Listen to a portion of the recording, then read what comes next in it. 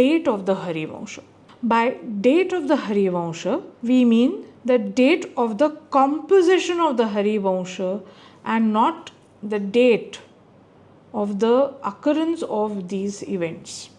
Based on Hopkins' work on the Mahabharata, the date of the Harivamsa was fixed at somewhere in the 4th century CE. So, corresponding to the Gupta period, what in historical terms is known as the Gupta period. The Harivamsa was added to the Mahabharata as per him somewhere between 200 CE and 400 CE. Now, according to Hopkins, by the 4th century CE, the Mahabharata was regarded as a poem of 1 lakh verses, and this should include the Harivamsa as well. Then Farquhar has stated that the Harivamsa cannot be dated after 400 CE. R.G. Bhandarkar, who was a well-known Sanskritist and Indologist, has dated the Harivamsa to the Gupta period based on the reference to coins as dinarika in the Vulgate edition. Now, this particular reference to dinarika is found in the 2nd volume of the critical edition, and the Gupta coins, as indicated by epigraphical evidences, were known as dinara, and these epigraphical evidences are dated to the 5th century CE. So, R.G. Bhandarkar on this basis dated the Harivamsa to the 3rd or the 4th centuries CE. Now, in what context has this been mentioned? So, the text speaks of how Krishna, after his coronation by the southern rulers, returned to Mathura, where King Ugrasena and the residents of Mathura showered him with great wealth, and it was declared that there will be parts of 10 dinaras for all the residents of Mathura. Now, Shiva Prasad Bhattacharya has compared the works of Kavi Kulaguru Kalidasa with Harivamsa, and Kalidasa's Meghadutam, the Khanda Kavya Meghadutam, refers to Vishnu in the garb of a gopa wearing a crown of peacock feathers. Gopa Veshasya Vishnu, that's what he says. And such expressions are found in the Harivamsa as well. The Harivamsa has referred to Krishna as Vishnu, who is in the attire of a cowherd or a gopa. Now, the period of Kalidasa was approximately between 375 to 450 CE. This is just approximate, and scholars postulate that Kalidasa lived during the reign of Chandragupta II Vikramaditya, and Mahamahopadhyay V.V. Mirashi has proved that Kalidasa lived during the reign of Chandragupta II Vikramaditya, because there are a lot of debates about the date of Kalidasa, ranging from the 2nd century BCE right till the Gupta period. And in fact, earlier it was believed that Kalidasa lived in the court of Bhoja Paramara, but then with the discovery of the Meghuti inscription of Ravi Kirti, which is a Prashasti of Pulakeshin II, the Chalukya ruler Pulakeshin II, it was firmly established that Kalidasa lived definitely before 634 CE, because he is mentioned in this inscription, and 634 CE is the date of the inscription. Now, it can be assumed that by the Gupta period, the Harivamsa had become a very famous work, and poets like Kalidasa were aware of it, and they drew inspiration from it. So, the Harivamsa must have been composed at least 1 or 2 centuries before Kalidasa. Now, there are certain passages in the Harivamsa which are also found in the works of Ashvaghosha, like the Buddha Charita. So, Ashvaghosha's date is around the Kushana period, and André Couture, a very well-known French scholar of Indology, who has done very commendable work on the Harivamsa, dates the Harivamsa between the 1st and the 3rd centuries of the Common Era. According to Vaidya, the Harivamsa as a text with the Adhyayas 1 to 98 of the critical edition was in existence in 300 CE, and the rest of the chapters were added sometime between the 4th century CE and the 11th century CE. Now, coming to the archaeological evidences, we have the depiction of Keshi Vadha on a weight from Mathura, which you can see on screen. This is dated sometime between the 2nd or the 3rd century CE. And this particular depiction of Keshi Vadha, Keshi was a wild horse which was killed by Krishna. In fact, that is like the last Vraja Leela of Lord Krishna. And what you see on this weight is exactly matching with the descriptions in the Harivamsa. Now, unfortunately, certain scholars feel that this is not Keshi Vadha, but this is definitely Keshi Vadha, as it is very much in concurrence with the description in the Harivamsa. So, we have this young person here who has inserted one hand in the mouth of this wild horse. It's quite a stout horse, and with one leg he is kicking the chest of the horse. So, this is definitely Keshi Vadha, and I have confirmed this with other well-known scholars of art history.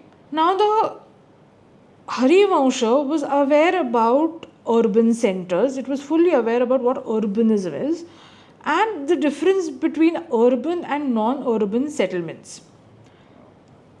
Also, there is a statement in the Harivamsa that the city of Mathura was spread on the banks of the river Yamuna in a crescent shape, and this has been endorsed by the excavations in the city.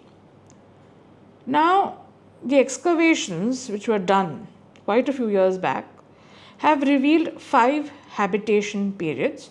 So, in the second period 2, we witnessed the beginning of urbanization in Mathura, and this corresponds to somewhere between the 4th century BCE and the 2nd century BCE, and the rural settlement of the previous period now transformed into a large settlement with a colossal mud fortification wall which formed a longish crescent to the west of the Yamuna. So, this is extremely important. This is what the excavators have documented. Also, the text speaks about a fortification wall, and remains of the fortification wall of Mathura have been discovered. Now, of course, with rapid urbanization in the city, it can be hardly traced, but yes, a couple of decades ago, some parts of the fortification were visible. Now, this fortification wall probably had a moat on 3 sides, and the moat also has been mentioned in the Harivamsa. And this fortification wall had an affiliation or an affinity to the fortification wall at Shravasti. Shravasti was a capital of the kingdom of Kosala. Now, it was during this time that Mathura changed from a tiny village to an extremely prosperous urban center, complete with a fortification. And also, we find that the number of settlements in the Kushana period was much higher than the number of habitation sites in the Mauryan period in Mathura. Now, coming to the 4th period, this was a period of cosmopolitanism in Mathura. This was when Mathura was flourishing, swarming with various people belonging to heterogeneous communities. And this period is dated from the end of the 1st century CE to the 3rd century CE. So, in this period, the fortification wall was greatly enlarged, and we have the depiction of public architecture in the sculptural panels from the Mathura school of art dating to the Kushana period. So, the rule of the Kushanas is dated between the 1st century CE and the 3rd century CE, the principal Kushana rulers.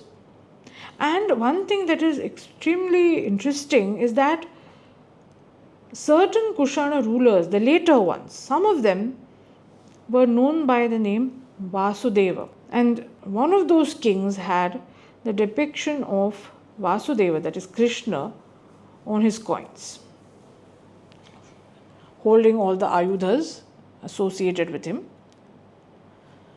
Now, another evidence. Dr. N.P. Joshi was a very well-known art historian, and he was also the director of the government museum at Mathura. So he has written an article about how certain passages in the Harivamsa can be dated to the Kushana period. So in the Harivamsa, we have the Pradurbhavas, or the appearances of Vishnu. So we are told that Vishnu appeared in the form of a lion first and then divided himself into two. So this is obviously an allusion to the Narasimha Avatara. And there is a Satavahana period plaque from Kondamattu in Andhra, which has the depiction of Narasimha as a lion with two hands holding the Gada and Chakra. So, he is in the process of dividing himself, and the Narasimha here has been shown with the Panchavrishni Veeras. We will come to the Panchavrishni Veeras a little later. So this is dated to around the 2nd or the 3rd century CE. So this is another indication of the Harivamsa being composed in the Kushana Satavahan period. Then, as we all know, Balarama, the elder brother of Krishna, plays a very important role in the narrative of Krishna's life, and it is also well known that he was an incarnation of Ananta Shesha. He wore blue garments, he wore only one kundala, carried the hala and the musala, and loved to drink intoxicating drinks. Now there are 27 icons of Balarama dated to the pre-Kushana and Kushana periods, and the textual descriptions of Balarama in the Harivamsa match very well with these icons, and there is a less similarity of the textual descriptions with the post-Kushana images of Balarama. Now, the next point. Vishnu Krishna is spoken of as Shankha Chakra Gadadhara, the bearer of the conch, discus and mace in the Harivamsa. And the Kushana period icons of Vishnu Krishna match exactly with this description. So here are two icons of Balarama. So here, this particular icon was found at the village of Janasuti, which is near Mathura, and now it is housed in the State Museum, Lucknow. So here he is carrying the hala and the musala, and there is a snake hood over his head, indicating him as being an incarnation of Shesha. So this icon is dated to the 2nd century BCE, so to the pre-Kushana period. And this is another icon of Balarama dated to the Kushana period, where he is shown with a snake hood and he is carrying a flask from which he is drinking some intoxicating drinks, and he wears a beautiful Vanamala. So these descriptions are very much in concurrence with the text of the Harivamsa.